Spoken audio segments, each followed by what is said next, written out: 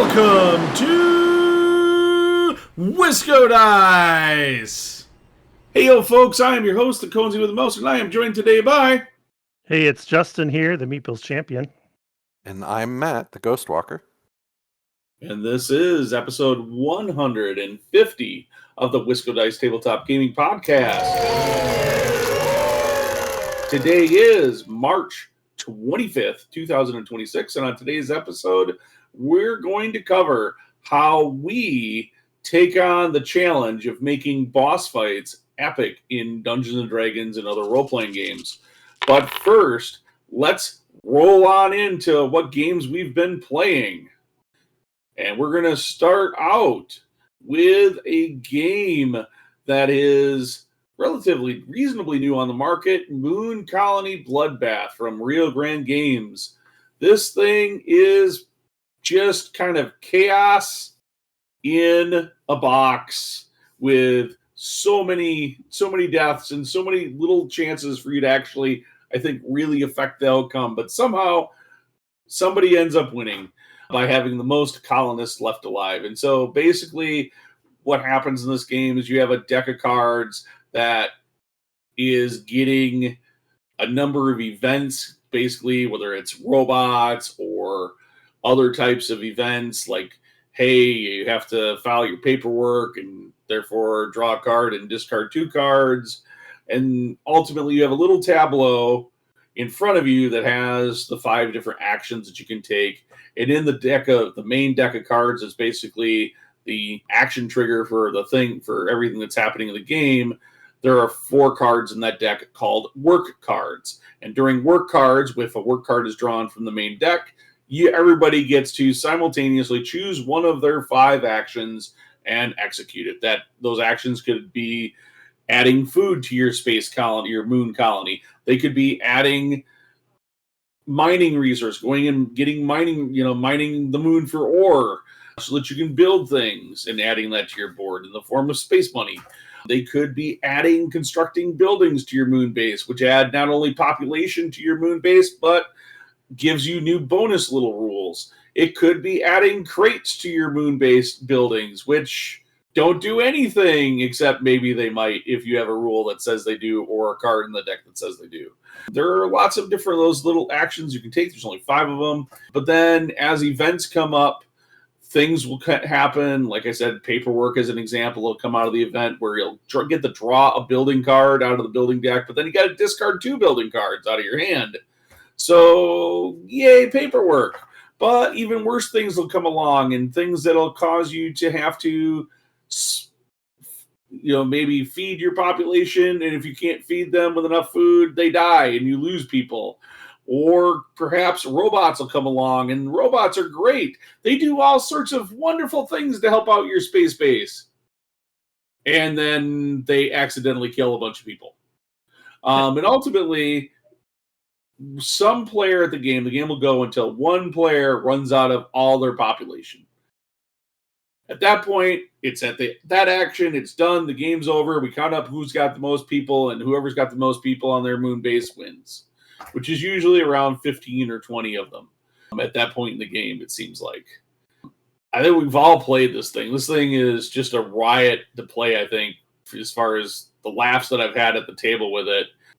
What do you guys think? What is this? Is this a moon colony that you're excited to go be a part of, or are you guys just letting others do the colonization of the moon? I think I was when I first started, and then I realized how deadly it was. But no, honestly, he's right. It's not a game that you play if you're like, I'm just here to crush my opponents. And it's a hilarious, fun, chaotic game. Every round, things happen in different order, and all sorts of chaos ensues. And in my mind, it's just you do your best to manage the chaos, and those people who do the best at managing the chaos do better. But I thought it was a riot. I had a lot of fun playing this. I mean, it was. What about you, Justin? Yeah, I like this game a lot. It's not a serious, heavy strategy game or anything like that. They're pointing out it is fun to just go through this deck of cards that just gets worse and worse and worse every time. You just keep adding terrible events that'll ruin your game and kill all your people. The deck just keeps getting worse and worse until one player has all their people killed. It it does have some tableau building aspects, so you can kind of find some strategies and some combos, to hopefully win. But again, it is very chaotic, and probably your people are just going to die. So not Well, not there's for heavy strategy folks. yeah, there's so few copies of the different buildings in the building deck.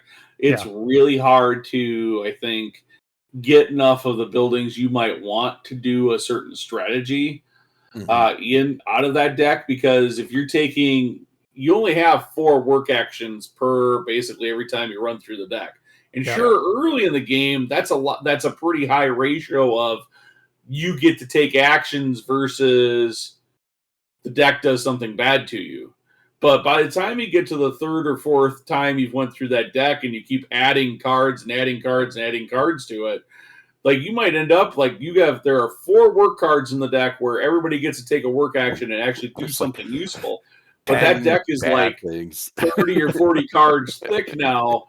So only 4 of those cards for sure are friendly. And sure, maybe some friendly perk cards are in there that Yeah. just affect one player or something like that. But that deck gets thick in a hurry, and it's yeah. mostly bad by the time you get to like your 4th or 5th time through it. So yeah, Yeah. if you manage to survive 5 years on the moon, it's anything Moon You, Colony Bloodbath has taught me. You to- have been doing it right.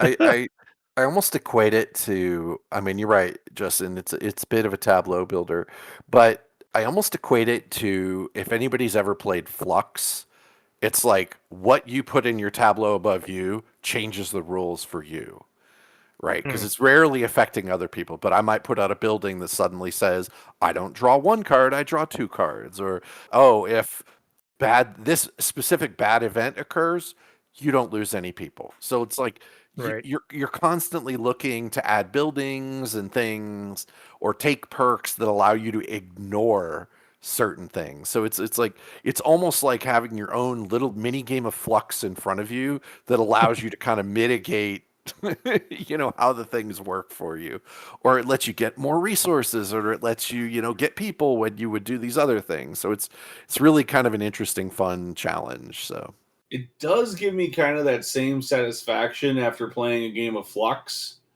with someone that like the feel of it, but it does it differently. And right. I don't get bored of this one like I get bored of playing Flux over and over. So it's very interesting that Yeah. you bring Flux into this, because I didn't really think of that as a game I would compare to Moon Colony Bloodbath, because they do the mechanically they're so much different, but Correct. the feel that I get after playing both is very similar. Yeah. All right, well, that was Moon Colony Bloodbath from Rio Grande Games. Next up, what do we roll into here? Well, I mean, we're from Wisconsin, so clearly we need to talk about cheese at some point, right? Well, I hear some of us should probably avoid cheese, but hey, what do I know? Probably. So, anyways, we're going to talk about fromage. Fromage is in the U.S. is at least produced by Asmodee. It's supposed to play about, it says 35 to 45 minutes. I'm probably guessing about 60 with the teach. Can support 1 to 4 players. And it's all about making cheese in France. It has this kind of unique circular board where you rotate the board and take actions. And depending on the action you take, your person, it has a really kind of unique mechanic where depending on the action you take, you may get your person back the next round, and you may get your person back in 2 rounds, or you may get your person back in 3 rounds. So the board constantly rotates, and every time it rotates, you have a quarter of the board to take a bunch of actions, and some of those actions might be some of the areas it might be about gaining building cards and building certain things. Other ones might be about wine bottles and this and that. And another area might be about area control and, controlling the most of these areas. And you know, all the while you also have your own board where you're trying to build things that maybe let you have extra animals, or if you're building on your board, you might be getting new end game scoring abilities and stuff like that. So there's a lot of it's an interesting game. It's relatively easy to play, but I feel like there's a depth of strategy to it. I mean, it's quick. There's a lot of strategy in how you place your people, what you're doing, because you can't just say go all in on one section of the board and think of to win. But if you try to spread yourself thin and try to score points everywhere, that might not be effective either. So, I mean, I'm curious. I mean, if you guys have played it, what you thought of Fromage? Well, of course I've played it. I own it. I would hope so. Well, actually, Suzanne really liked this game when she played it. Well, she really wanted to try it. One of the people that plays with us at Wilden Distilling on the first and third Sundays of the month when we have our game days there, owned a copy of it. And so she got to play it, and then they came out with Fromaggio on Kickstarter, and you could get both the deluxe versions for both Fromage and Fromaggio, which are basically the same game. In fact, they're interchangeable. They're mechanically the same game, just different objectives. And it's really fun. Like, I really like the rotating nature of it. I get out normally when we play it. I have it sitting on top. I have a huge Lazy Susan I use for D&D and role-playing games. So I'll get that out and set the game on top of that so it spins a little easier on our tables. But yeah, it's a fun. It's like that you place the worker and then you got to rotate and wait until it points back at you before you can take it back and you have that access to that worker again. That is clever as all heck as far as a mechanic. Mm-hmm. And then I love having a game like another game that has that Lazy Susan kind of aspect to it almost in gameplay mechanic being Planet Unknown. I love that mechanic and that like tactile thing. Anytime you have a game where things are tactile, like my favorite board game playing because it was growing up as a kid until I found Hero Quest was Mousetrap. Like, because I wanted like the tactile, like I didn't care about winning or losing. I just wanted to see the trap work and the tactile nature of the game, which is really cool with this one. Yeah, one thing I got the chance to play for the first time a couple weeks ago. I very much appreciate that it has it's simultaneous action selection. So everybody gets to pick their worker spot on their quadrant of the board at the same time. So it really reduces any kind of downtime or waiting for other players' turns and stuff like that, because you're just all kind of working with your one quadrant at a time and selecting what specifically you're going to do, what piece of cheese you're going to make, or what type of cheese you're going to plate out onto the plates, or what area you're going to control. And I always appreciate a game that has those sort of simultaneous actions to kind of speed things up. It's great for a strategy game. It works really well. Yeah, I was pretty blown away at how quick it played. Yeah, very quick. I mean, yeah, I was like, this is complicated. It's going to take more time. And I was like, no, they'd spent like 5-10 minutes explaining it to me, and then it was just play. And you're like, what? It's over? Yeah. But, all right. So that is Fromage, released by Asmodee. Go ahead and check out wiscodice.com for the links to all the games we've discussed. And while you're at it, please leave a review of this podcast wherever you download podcasts. It really helps us out. Do it now. Yeah, now. Pause it, do it. Great. Done. All right, awesome.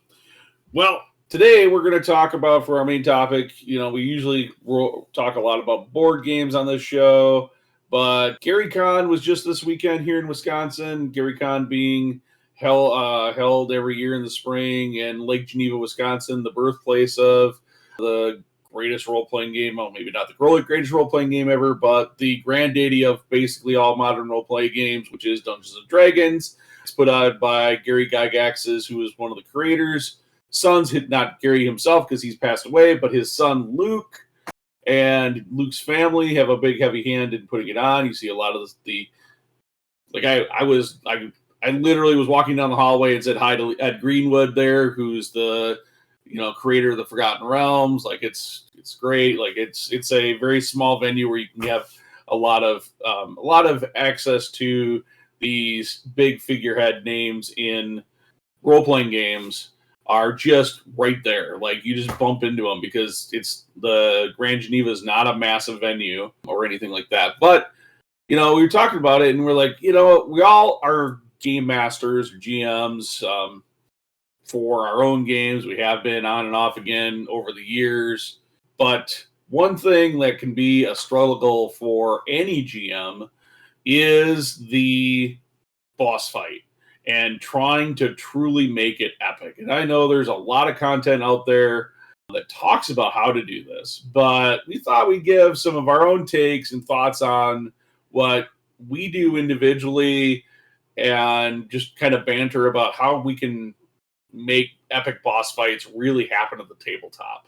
So when we talk about that, like my first thought process is like when I think about an epic boss fight, and I think about all the great movies, like the end of Fellowship of the Ring, where Aragorn is the way the book is written. They're just fighting a bunch of generic Urukai, right? And yeah, those are big mutant orcs or whatever, but they're just Urukai, right? And so when they did it in the movie, they introduced Lurtz, the big boss Urukai, to be able to introduce, like, he's the boss monster and make something feel like a big epic boss fight. And how do they take Lurtz from, they may emphasize Lurtz being more mean and nasty by having him, put the arrows in Boromir and then move on to the Aragorn fight. But a lot of times in D&D that just doesn't happen because if you look at stat blocks and you go, okay, this is the stat block, and then you have a party of like 4 or 6 players, that single stat block might get overwhelmed or things might not work out, or if we have our little battle mats, if we even have those, or if we're doing theater of the mind, maybe we haven't thought out the battlefield well enough. So hopefully we can talk about all these kind of ideas that I'm just using off of this one movie example to emphasize what it's like to have, to create that epic, almost cinematic boss fight in your games. So what do you guys think? What would you guys do to make epic boss fights? I think some of it, you have so many levers you could pull. I think one of them is think about, in my mind, like what's like the Aragorn fight's a good example of what was the location, right? You think about the battle and the flowing through the area. So like for me, it's always like one of the key things I think about, Ben, is like where do you want this to occur? Like in some people, they might go from a mechanically, if you're in D&D, it's like, well, there could be layer actions and all sorts of other things going on. But in my mind, if you want to make it feel epic, it's like, where are they located? If you're fighting some, craze, like, are you fighting some crazed noble and this takes place in some super posh, whatever, it gives you levers to pull where you can introduce people that would be present in that location that add to the fight and other things too, and that like things might be occurring in that location too that add to the fight, that it's not just you and the party versus the party versus this one lone guy or lady standing in the middle of a field. I mean, I feel like it gives that setup. Like one of the great villains of D&D is like Strahd, right? And you go through this, if you do like the Curse of Strahd type campaign, you end in his castle, and it's this great Gothic castle that you're going through, and there's so many things that could be going on in that castle that just add to it. Like it either could be gritty or whatever. I mean, but that's kind of one of the things I think of is the location, and how does that location add to it? Does it add obstacles, right? Is it adding, Oh yeah. Is it adding obstacles? Is it making it difficult for the party to get around instead of just being able to go 6 people jump on the boss and Yeah. I immediately think of like, the battle in the lava cavern or something like that, where there's ooh, lava flows coming down from the ceiling. There's difficult terrain with like rocky outcroppings. There's, lava pools that you have to jump over or avoid, or keep the lava from sloshing around as you're battling across this place. Like maybe you're fighting some demon or something that fits the theme of your location too. I think obviously you want to pick a thing like Matt said. If you're fighting this crazed noble, you fight at his posh mansion, but picking something that thematically fits your boss and then also introduces these challenges or obstacles or constraints to the fight, give your players some other decisions and other considerations during the battle. That Right. I like that idea a lot. Yeah. No, and you continue in that kind of Aragorn example. Think you have the rolling foothills and the trees and whatever, but also for visual interest, right? Remember the fight kind of starts right next to that ruins, and it has a little stairs, Yeah. and so you have the opportunity for characters to kick bad guys off the edges or whatever, and then extend the fight into like the hill and have maybe a height advantage as things continue on. So you can use that terrain or to advantage, or if you're playing like anybody that's played Baldur's Gate 3, well, certainly there are the battlefields are strewn with all sorts of things that explode. Because you need things that explode, like crates oil of barrels and oil and gunpowder or whatever everywhere that you could have explode, and that changes up the scene so that there's more than just like the worst thing that can happen. One of the things that I don't care for about D&D fights is if you have a static flat map that like once players are kind of in their position for the entire fight, they don't move. Like it's just one blob. And if you look at any cinematic fight, characters are constantly moving and flowing with the ebb and flow of the battle. Whether they're getting pushed back or they're huddling up and circling around, or if they're getting overwhelmed. So yeah, absolutely, location and the terrain that the players are fighting in, and the things that they can interact with. You can't make them. You can only lead them to water. But if you give them opportunities to interact with stuff and maybe even allow them to be creative a little bit with that, like, there's a bar room and there's a bunch of tables which cause some movement difficulty for you to get around, but in every classic bar fight, somebody picks up a chair and clubs another guy over the back with it, right? How do you get that? If you don't allow a player to be creative and be, instead of whacking somebody with my sword, I'm going to pick up a stool and club somebody with it and make that turn into cool. Like that doesn't, you need to do those kind of things. But you got to give them some incentive to do those other types of actions where it is going to be maybe better or cooler than what they could normally do. Like the example I thought of from Matt's posh mansion is maybe there's this chandelier hanging above the battleground down below, and if someone can get up to the upper floor, cut that chandelier and drop it on the boss, like what an awesome way to like take an unusual action and creatively use the terrain against the boss or something like that. Like, but you do kind of have to think ahead to provide those pieces of incentive and those opportunities to let that creativity come through.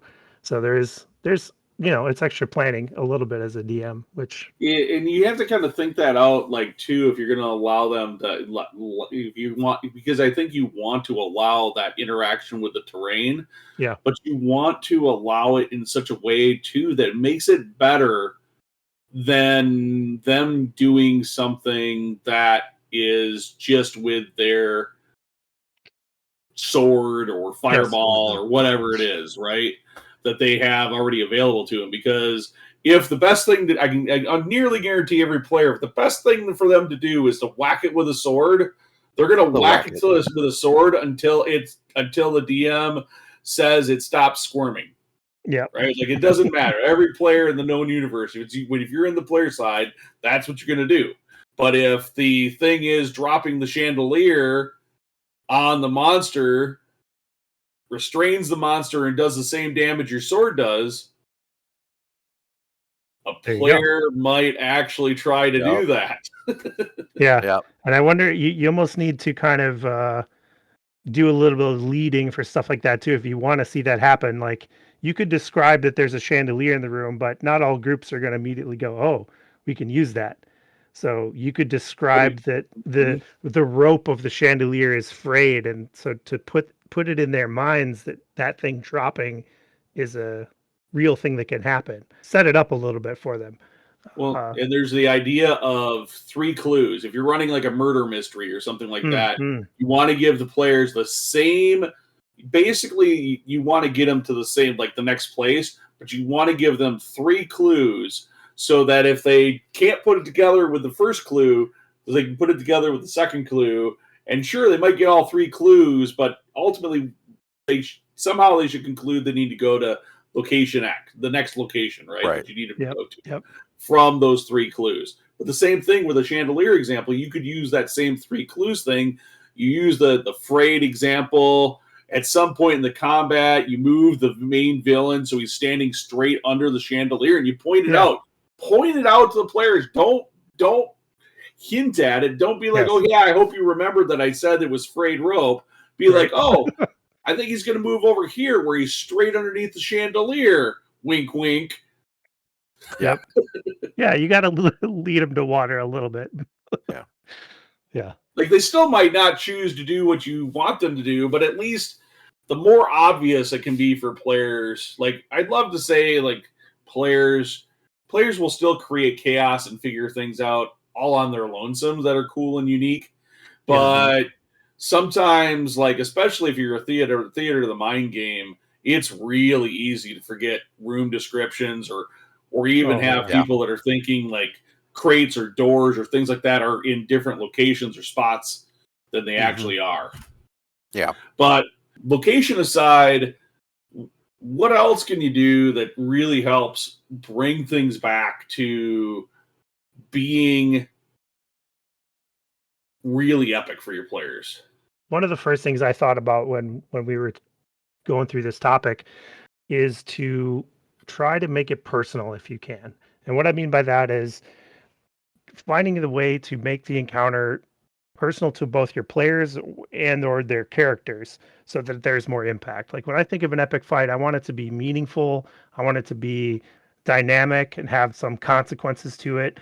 And so whatever tools you have to make it personal to them, I think is a good way to approach this. So it could be like the bosses directly from one of their backstories. That's an easy way to make it personal to your players. Or it's somebody who's had a direct impact on the players, like throughout the campaign, like they've had this encounter multiple times. Or it could be the villain that keeps getting away. They've seen him multiple times and they can't catch him or something like that. We had some experience with a villain like that in one of our campaigns, which I thought is a really cool way to make it personal to the players. The more stake you can give the players in the fight, the more they're going to remember it, the more meaningful it's going to be for them. Well, and it could even be the bad guy is threatening something that's dear to the party, stolen something that they own that just means something to them, or captured their love, or there's so many angles you can take to draw them in emotionally. I mean, I get it. Not every player is emotional, right? Some players are, as Ben said, they want to whack it with a stick, and that's what they do. But I think there's so many opportunities, especially with big boss fights, to make it have that like emotional twist, especially for like somebody in the party inevitably wants to be more role play or more whatever, and you can draw that in and make it, like you said, have that sort of impact. So it's not just random boss number 452 in the dungeon. It's like this person has wronged you or is threatening something dear to you. So or they're directly in opposition to what the players' goals are. I mean, depending on the kind of campaign you're playing, it might be that the players are trying to achieve some specific thing, and this villain's just been in the way the whole time, like preventing them from getting what they want. There's got to be that conflict between the players and the boss for it to be meaningful. If it's just a random bad guy, like you said, who cares? Well, we kill monsters all the time. Why is this one special? Well, I'm going to say, like, you both are players in a game I'm running. It's called the Red Star Rising campaign from a little company called GUI Cube. And how satisfying was it in the last session or so where you're taking out these redneck hillbillies that are in the swamp after what's happened to your characters, right? Because of the personal impact that has been set, right? And we don't want to give away like major plot hooks, because anybody that knows that campaign will know that your players are like, it is one of the most personal, hard-hitting moments at the end of chapter 3, I think, for players I've ever ran in any game in my life. It's a very Empire Strikes Back-y kind of moment, except almost in some ways worse. But it's that satisfaction of being able to get a little like vengeance where for the players on things was, that's definitely that personal element. I think it also gives the opportunity for you to set up character growth arcs. Boss fights are really good opportunities where people can get some payback, but they can also grow out of those types of. I think that really sets the stage for players to be able to grow if they want to. For those players that are not just, I want to whack it with a stick and everything. If I have a hammer, everything's a nail, right? But there's always a few players that are really into wanting to build their characters and not just be that sort of flat two-dimensional. And it gives them space to grow, I think, is certainly true of an epic boss fight. Is it gives them either, like you said, a redemption arc or an ability to say, that's it. I've been wanting to put this to this guy or lady for a while, and here we go. Yeah, it could even be a dark turn. I mean, like you're talking about vengeance. I think there's been times in this campaign that Ben's talking about that, like, vengeance could have easily taken over the motivation of any of our characters and kind of taken things in a dark path. Say if you were like maybe like a paladin or something, that could be one of those moments where you're like, you know what, this is I'm breaking my oath. This is too much. I need vengeance. I need revenge here, and it goes kind of a different way, a twist. It's just like, we're talking about character growth and these things, and I'm going, I just can't help, like, when I first started playing RPGs, D&D back in the probably the late 80s. I think I was my first RPG games. Character growth was this wasn't even a thing people talk about. Heck, you wanted loot because gold was experience. I mean, the game rewarded you, like, that was your character growth. Like, all characters were just nasty, nasty human beings, really. Yeah. And but I think that's the great part about where I shouldn't say all characters. I'm sure there were a few players, and the game was like such a different thing. It's amazing. We talk about D&D, like, are we really talking about D&D here? Or are we talking about like this era of Critical Role / modern era, role-playing game where we have things like character growth and flaws and things like that. And they do, like, all those things do make the game better, right? We saw the evolution of that when we saw products like Dragonlance come out, and all of a sudden you could have, wait a minute, you could tell a real narrative story with this game too. Yeah. And now it's like, that's like a thing that we try to incorporate in all of our RPG games. So just kind of an interesting aside.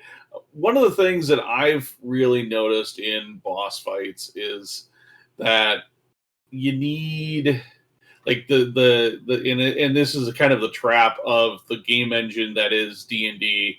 And I think there are other RPGs that do this better than D&D. But in D&D, like, if you have creature, like if your big boss is like a single creature, a single individual, let's say a powerful wizard or a mighty dragon or something like that, and you have a player party that has 4 to 6 players in it, as per recommended, that the number of actions your players get to make and do versus the number of actions that your big bad gets to do can really make an encounter super lopsided for the players, in benefit of the players. And it's something that I think a lot of GMs don't necessarily think about when they're designing their big boss fights, is how do I mitigate some of those player actions?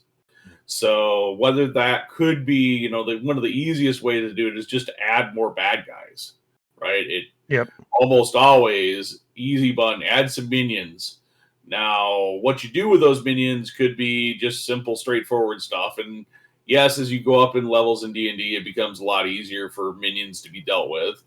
But maybe minions don't have to always be just straight up things that are going to attack the players. Like, okay, I'm in the lair of the evil necromancer, and there's the necromancer, and he's got a bunch of cultists followers, but those cultist followers could be in the process of completing a dark ritual that if the players don't stop in D4 rounds, the ritual goes off, and now an even bigger big bad gets summoned to the fight. So the players now have something at the stake. Not to mention maybe the thing that's the part of the ritual that's going to happen in D4 rounds is MacGuffin NPC character that you have that they're sent to rescue is going to get their throat slit as part of that ritual being finished. And all of a sudden, like, that changes the stake and nature of the combat, right? And it changes the scene immediately. Yeah. I think most of us could probably picture that kind of scene, whether that's happening in a forest or a cave or some ruins or whatever, some out of the way place, maybe even in a building in the city if you're running a city campaign. Maybe it's in the basement of some building, some noble's house or something.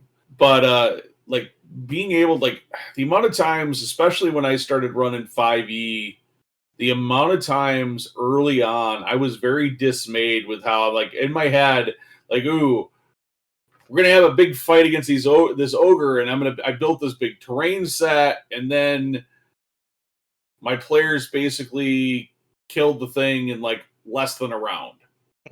Like a round, like I rolled bad on initiative, it didn't even get to swing, or I'd get to swing once and I'd miss.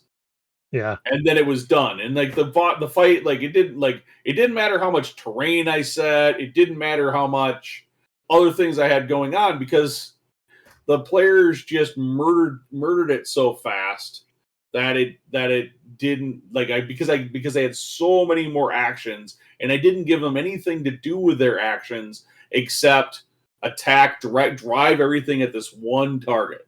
Yeah. Now, when I look back at that in hindsight, I go, man, one, I wish the product I was running it from gave me more of that to actually work from, so that I could have done more to give the players to do stuff. But I also go back and look at it and go, how could I have inserted more things for them to interact with? Yeah. That would have caused them to burn some of those actions, so that my one ogre for a level 2 party would have actually felt a little more epic than he did. Like, he wasn't quite an ogre, but you get the picture, right? Well, I mean, I think it's part of it is giving them other challenges, right? Other things to do than, like you said, because we talked a little bit about this. If they stole some party member, well, they're about to be sacrificed over there. So do you spend a couple of actions or send a couple of people to go do this? Or maybe you're having a big dragon fight in some town, and as the dragon is, let's just say, for example, the dragon isn't being stupid, it's just strafing the things, and the dragon continues to strafe for a few rounds. The reality is those melee people are probably going to feel kind of, I'll pull out my bow and pray, but but it gives them a chance to say, you can give them other types of activities going on during that combat until the dragon lands, right? Some building next to you collapses, some other things going on. You have to go save these innocent people who are running across the street. The dragon's clearly coming down, and it gives you an opportunity to spend actions, or maybe a couple of people are on the verge of dying. Does your healer expend precious resources on that thing, or do they save them for the party, right? So I think it gives them opportunities to to spend actions other places, right? Like you said, Ben, Yeah. it's not just one guy or lady in a room and there's nothing in there to do. It's just beat on them until they die. So Yeah, this is one of my favorite ways to mess with that action economy and also just make that boss fight that much more special, to introduce some unique stuff that the players have to take in consideration besides just beating on the bad guy. So like one example in a boss fight I had in my campaign, there was this cultist to this evil god called the Worm Mother, and he had opened this gate, this portal to her hellish dimension that she lived in, right?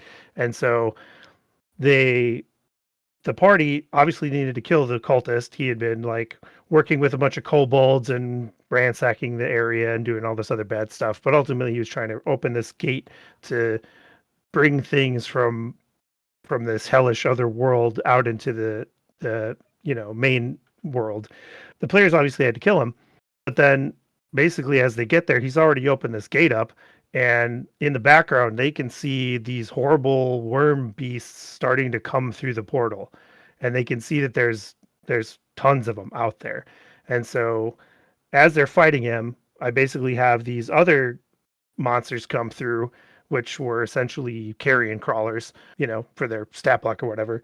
And they needed to figure out, okay, we deal with the cultists, but now there's this gate to another world open that's going to have these horrible monsters coming through. So we also have to we have the secondary objective to figure out how to shut the gate down, do whatever it takes to do that at the same time. So then it's like, there's a timing factor too. There's an urgency of like, if we don't take the gate down too, these monsters are just going to keep pouring through. And I was ready to just let them keep coming and having to keep fighting more and more carrion crawlers if they didn't realize, hey, we need to shut down the gate as well. So that secondary challenge, secondary objective, whether it is just minions like Ben said, or some other activities, like that is a very fun way to solve the problem of the action economy that Ben's bringing up, and just make it a unique experience at the same time and make it memorable, yeah.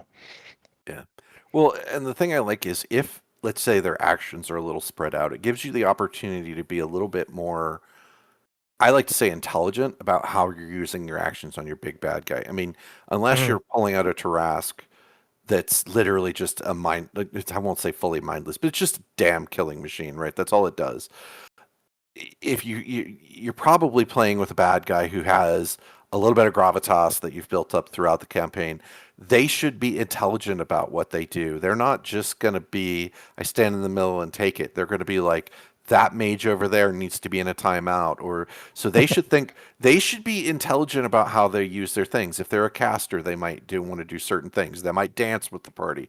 Hey, I've got the ability to blink away too. I'm not just going to stand there and take it. I'm going to be over here. And most big bad guys, at least in the D&D world, have something called legendary actions. I'm going to say Yeah. most boss fights have some sort of You gotta legendary get pretty actions. high level before you start getting legendary, Yeah. though. I mean, but if you're playing those higher level ones, be smart about how you use those. Some bosses come with, like, I call it the get out of jail free card. They get like 1 to 3. That spell just didn't work, right? Have your boss be intelligent enough to know, oh, that's just, say, a lightning bolt. Unless they're, like, say, weak to lightning, they might go, I can eat that damage, but that mage over there, if that mage is going to cast, hold person, I don't want to stand there for 4 rounds and just take it. So That spell, hold person, like, oh hey, we got my big level 10 epic, whatever. I have my big necromancer, boom, hold person. Everybody piling damage on this guy while he's held. Like, yep. oh, like, wow, I just shot that whole, that whole encounter can be completely shot by that one spell if you don't do anything else, right? It's Mm-hmm. like, if a D&D party these days can't do enough destructive damage, like 4 characters can't do enough destructive damage to a single target like that in 4 rounds to kill it, like, what's going on? Like, that can wreck that encounter. So you have to find things to do in that encounter to hopefully make it better, right? I mean, there are like the whole of Rime of the Frost Maiden, that whole campaign book. I think there was one creature that has anything legendary. Yeah, that's probably true. It was the final boss. Well, the way I read it was the final boss, but you could have killed it like 2 chapters ago. Yeah. In which case, Yep.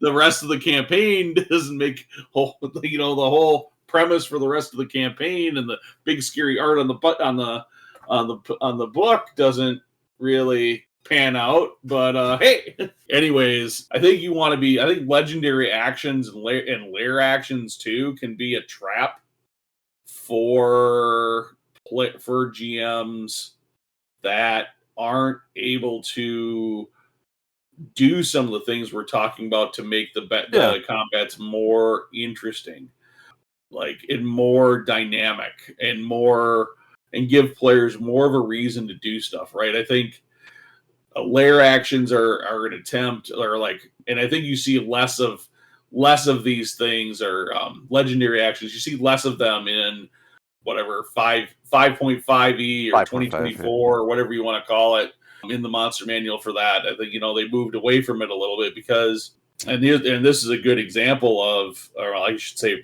I got another good example of like Big Boss Monster going silly in the Critical Role did, but like they can really be, if most of your boss monsters just have these legendary actions, it's a bit of a crutch. Like, oh, hey, I can legendary just automatically save that. Well, if you're a good GM and you knew that whole person is going to break the encounter anyways, unless you're rolling in public, like you could probably fudge that roll and just say that the monster passed the save anyways. Like it's just going to wreck if it would just completely wreck the whole narrative of the encounter.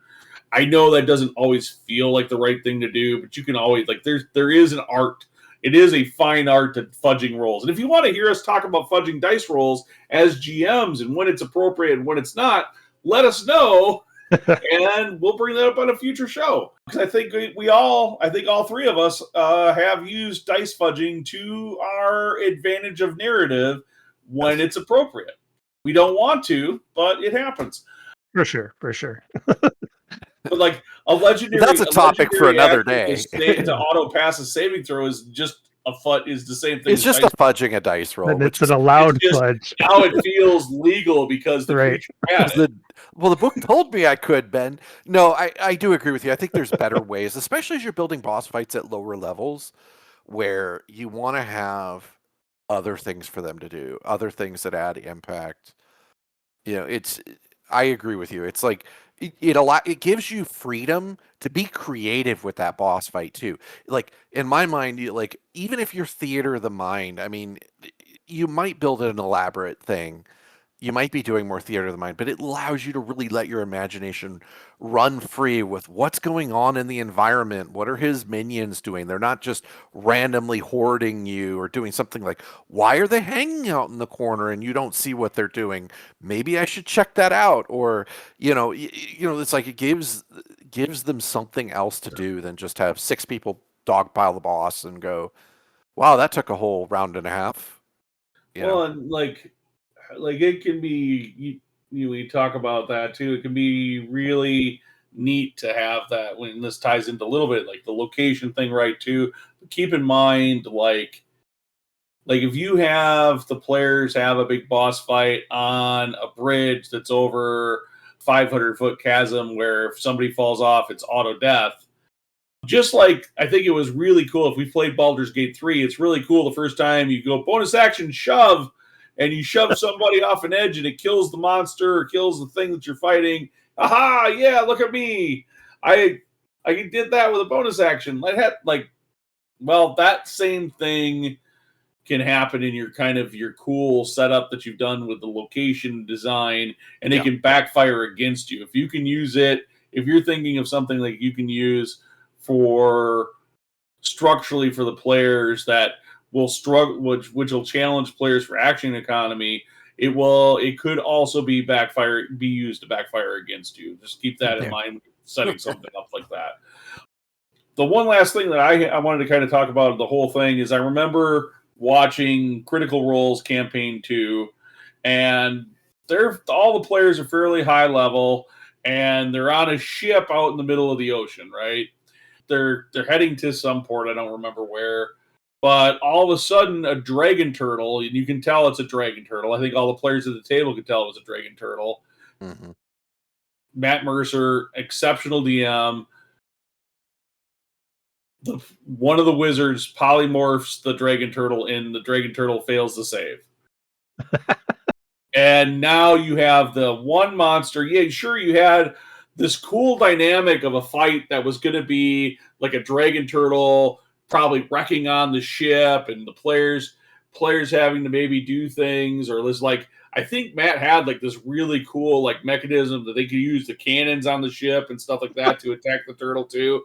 And instead, the whole thing turned into turtle is now like a little guppy fish, and the ship just kept going away. And that, like, you could see, I could almost see, and like Matt did a good job because he's a voice actor, right? So he did a good job of not necessarily portraying his dismay on during the episode while the other rest of the players are kind of laughing like, haha, we got you moments. And it's okay to have we got you moments, but when you have like a big boss or a big fight like that that's going to come up, and it can be so easily derailed because of your player abilities. Yeah. And you might not have even been able, like, even a great GM like that might not be able to anticipate them. By doing some of these other things we've talked about, you can change that encounter and keep it still being a very interesting encounter, a very interesting boss fight. Again, like if you would have changed that dragon turtle to, a swarm of, like, I think the fights that he had swarms of these like almost like undersea cultists that would come onto the boat because there were more of them, and the way they would come on the boat and etc. like that were far more interesting combats, especially when he kind of had a boss one also kind of come in that was like a former that they had killed as a player as a boss earlier while she was mortal, and now she's like turned into a kind of half squid thing. That was a far more interesting fight because I think the players had other things to do with their actions, and all it was just adding in extra mobs and extra targets. Now they couldn't target one thing and just kill the whole encounter. Yeah. And that can be devastating to big boss battle encounter creation when you don't give them anything else to play with their encounters or with their actions. Go ahead, Justin. Oh no, I was just going to say it is a good point too to just throw it out there of like, be aware of your player abilities when they because you're going to get those times where they have that ability you forgot about and it's just going to derail things. Yeah. I definitely had a situation where I had the players were going through this corrupted forest, and there was this willow tree, I called them, they were these razor willow trees that had like sharp razor tendrils and stuff. And I had this encounter planned with this banshee that when she would wail, she would get the trees tendrils to like whip all around the place and like create this huge hazard. So the players would have a lot of trouble like getting to her, and she would attack them and like kind of fall back and wail and cause the tree to go nuts, and razor tendrils would whip around and like cause all this chaos. And I have a cleric in my party, and one of the first things they do is they just cast Turn Undead, and the thing failed its save or whatever and just ran away. So I'm like, well, okay. So I should have been more prepared for what my players could do and what little tools I've given them. That's always a lesson. So, but what do you guys, if we back up in time, right?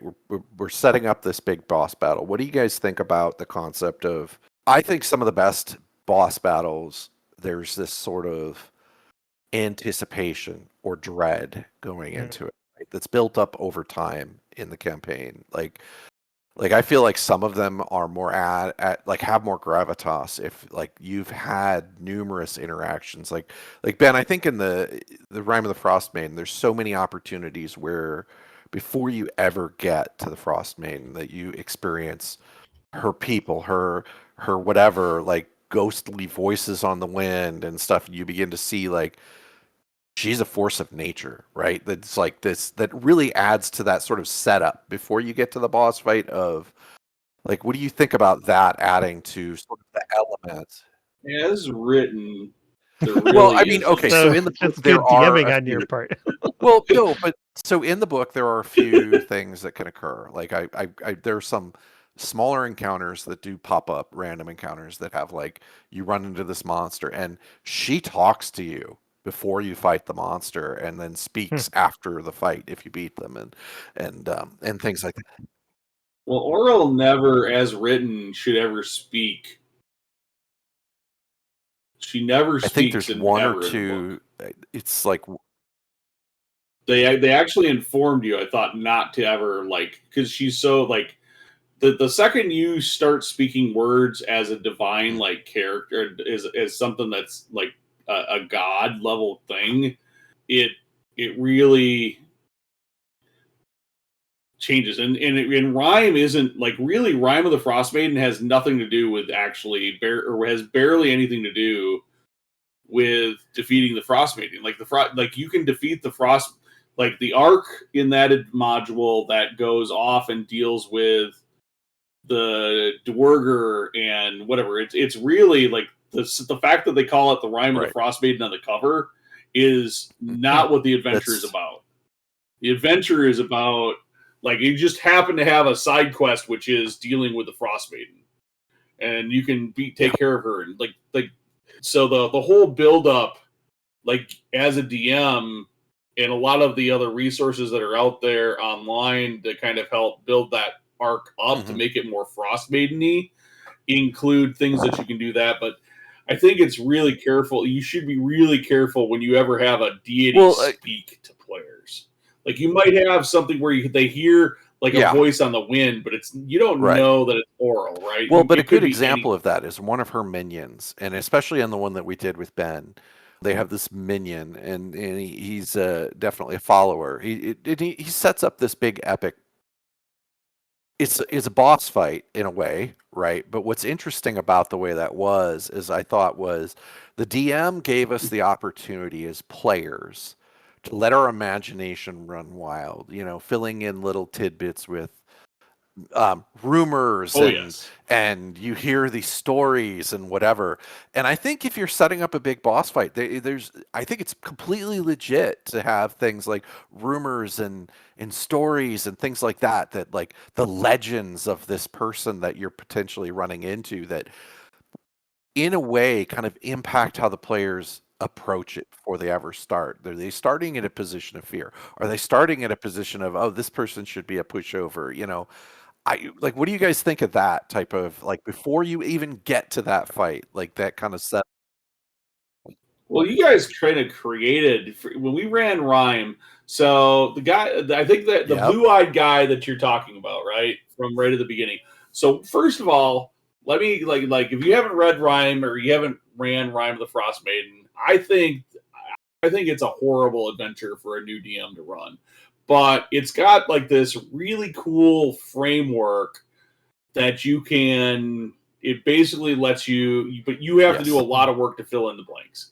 And so the way the book starts, you have basically 12 what I would call one-shot adventures. And in one of those one-shots, you basically fight a blue-eyed guy, kill him, and that's it. And they're all one-shots. They're not interconnected at all. And so I took that little one-shot for that, and it's one of like the 3 adventures or one of the 12 adventures you're supposed to like. This is the adventure you should start your players with, and as first level characters. And I went, okay, I'm going to use this as kind of my big levels 1 through 4 big boss, and I stretched it out. So I did, even though I promised my players I was going to run it as written. I let like because I kind of gave the players during the first session the choice of 2 different adventures. because the whole thing, like chapter 1 is all sandbox. Yeah. The whole levels 1 through 4, it's a big sandbox. And so I gave you a choice. You could either go after the blue-eyed guy because you had heard a rumor, like, okay, you heard a rumor about this blue-eyed guy and some murders or whatever. So you could go chase down the blue-eyed guy, or you could go do the goblin quest. And the second you guys chose to go do the like goblin quest or the help the dwarves, I think it was.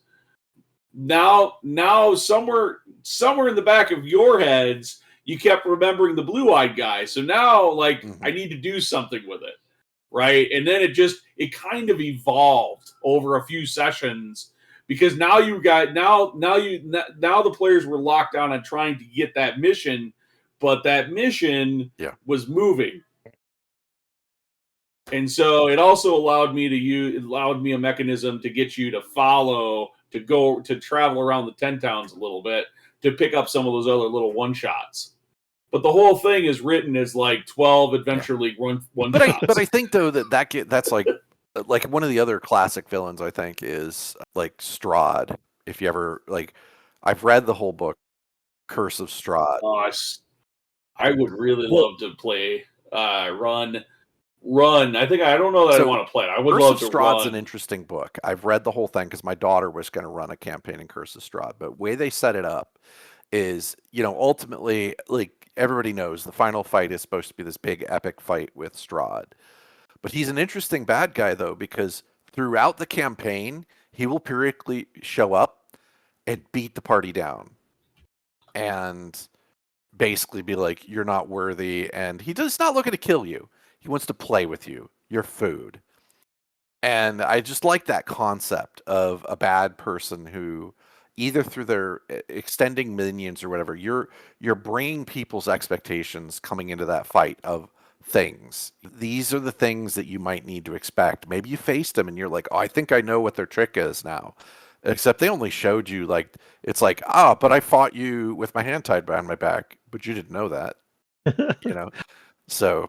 I like, what do you guys think of that concept, though, of the bad guy who you're setting this up even before you get into that combat to make it feel more epic? That's sort of like the end of that story arc. I think so. From a 5e perspective, I think that is one of the more challenging things for a player or for a GM to pull off. And the reason I say that is that the second you introduce your players to a villain like Strahd, and let's say the players are invited to dinner with the villain, what if the players just decide to go ape nuts and try to kill a villain at dinner, right? Oh, hey, I know Strahd's the big bad. We're going to take him here. We got him in this room right where we want him. We're going to take him. And now you're in a pinch of like, okay, how do I get my bad guy away in a way that makes sense narratively without the players killing him? And I think Strahd, you have opportunities to turn him into bats and you can have him fly away or whatever. And chances are characters of that level aren't going to have anything. But it could be a real challenge to try to layer that in. So you want to think through, how do you, is it meetings with your big bad, or is it rumors, or is it the characters find a note or something that's signed, the note is signed J, or right every time, or do you do something where every time the players encounter some of the minions, they see a certain sigil that's always there. There's so many tools you've got to build up the bad guy without revealing them, I think. And I think it depends on the kind of campaign you're running to some degree, but I think building the villain up is extremely important to get that payoff that you're looking for with that epic fight at the end. I mean, whether it's you just use some foreshadowing, like they stumble upon the villain's secret laboratory and there's all this evidence of their twisted experiments, and so it's sort of foreshadowing like what sort of things and minions that the bad guy might have with them at the end can counter at the boss fight. Or just a kind of that mysterious buildup. If you're running more of a mystery campaign where you're like, we have a bunch of suspects, but we don't really know who the murderer is. Of there's been a bunch of murders in the city, and we trying to find who it is, and it turns out that the killer is actually the person who hired you to solve the murder in the first place.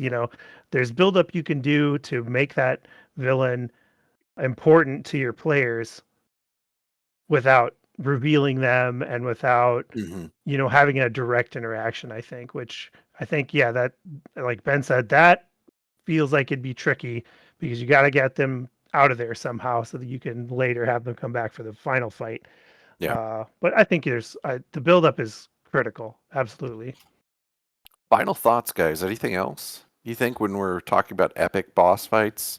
I think the biggest thing that we all these like pieces of advice. The biggest thing is you need to plan, you need to prepare, you need to kind of think it through, but you don't over prepare it, because you're talking about that Rime of the Frost Maiden example. Like, that blue-eyed guy became a nature of something that my players at the table created far more than I did as a GM. It became a villain and it kept becoming a bigger villain than it was, continuing as it progressed over session to session, until all of a sudden, like, I don't think I even had a choice. Like, I had to make that a big boss encounter of some level at some point to be able to satisfy my players. And so sometimes that immersive, organic kind of thing can happen just by something simple like a villain gets away from a fight early on and continues to do villainous things, that little rumors you can see it in it, that the players may be caught onto a character and really they let, like, the amount of imaginative stuff that came out of my players as they were discussing the nature of the blue-eyed guy, that I was like, I hadn't even thought of those things. Like, I'm just going to sit here and let them talk about it at the table and build this up, and maybe I'll use some of it, maybe I won't. Maybe they'll never find out. To me, it sounds like, the way I'm interpreting what you're saying is, the best kind of villain is one that matters to your players. Like, maybe you get lucky sometimes and the characters build the villain themselves out of just the natural course of play. But like, a good villain matters to your players, Yeah, absolutely. Yeah, absolutely. All right. I think that takes care of our rundown of how to make an epic boss fight. Hopefully you found some useful tips here. And if you did, let us know. We're on all sorts of social medias, Facebooks and Blue Skies, and we have our own Discord, so you could even hop over there and chat with us about villains in our RPG Discord over on Whisker Dice. You can find all that stuff at whiskerdice.com. What was that website? I can't quite remember. Whiskerdice.com. I just had it. Whiskerdice.com. Go there, and you can find all sorts of cool stuff in the show notes and all the links to our social medias and emails and things like that. We'd love to hear from you. Until next time, though, folks, we've had a great time talking about RPGs and things like that. If hopefully next time we'll have even more fun. Thank you so much for listening. Make sure you leave a review of this show wherever your favorite place is to find podcasts. Oh, and by the way, give us a like on our Facebook page. And don't forget to follow us on Twitter, Instagram, or Pinterest while you're at it. If you haven't looked recently, make sure you catch up on the blog at whiskerdice.com. And until next time, everyone, peace out.